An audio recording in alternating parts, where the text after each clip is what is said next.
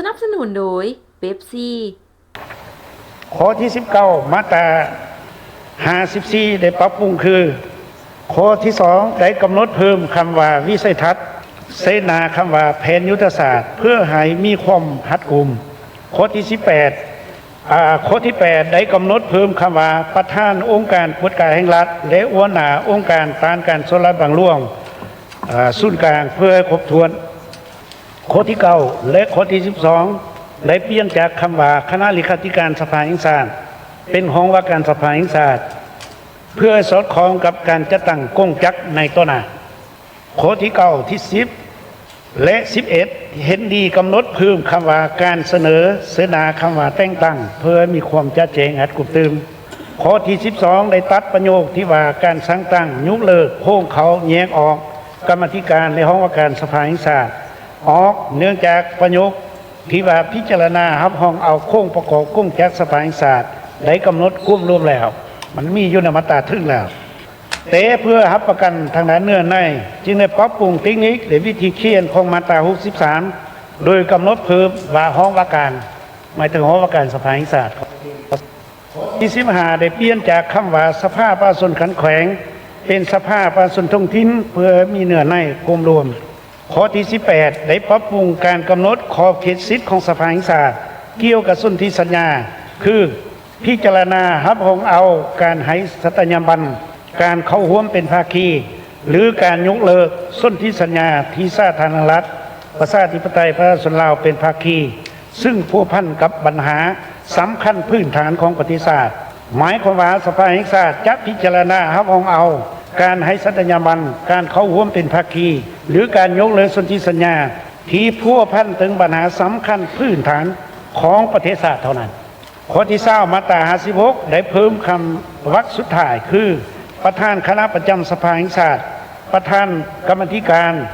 และหัวหน้าห้องว่าการสภาแห่งชาติดำรงตำแหน่งบ่เกิน2 สมัยติดต่อกัน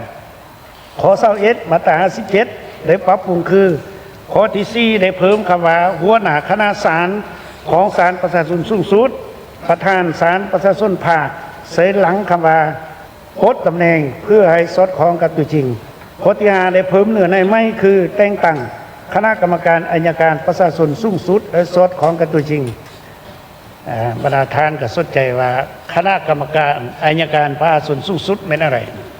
ท่านอยู่ศาลประชาชนสูงสุดมันมีสภาผู้พิพากษาศาลประชาชนสูงสุดซึ่งเป็นองค์กรหนึ่งพิจารณาคดีสำคัญปัญหาสำคัญของศาลย้อนนั้นอยู่อัยการสูงสุดนี้มีคณะกรรมการอัยการประชาชนสูงสุดซึ่งเป็นองค์กร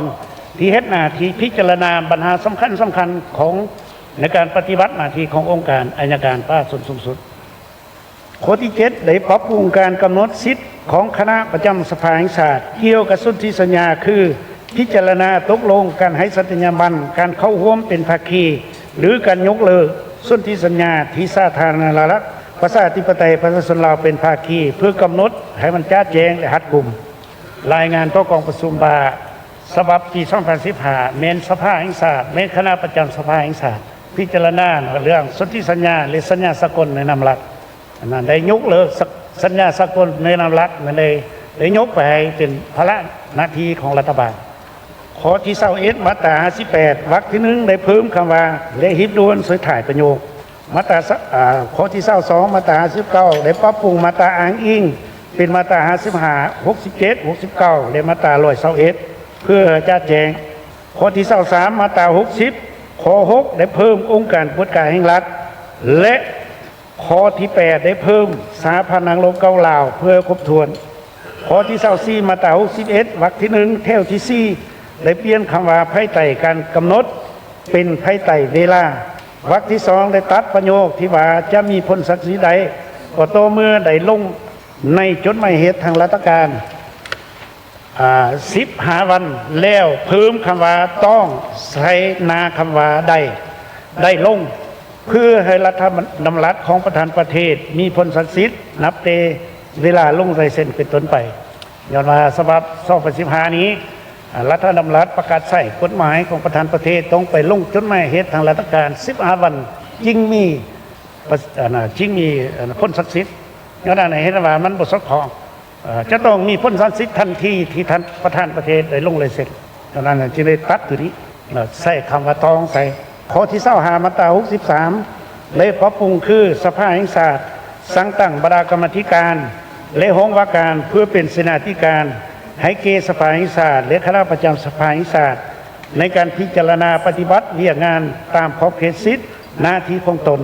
เพื่อให้มีความหมายความรวมและจ้าแจงข้อที่26มาตรา64วรรคที่1ได้กำหนดเพิ่มประธานประเทศประธานสภาแห่งชาติประธานองค์การกฎหมายแห่งรัฐและหัวหน้าองค์การต้านการโจรกรรมบางหลวง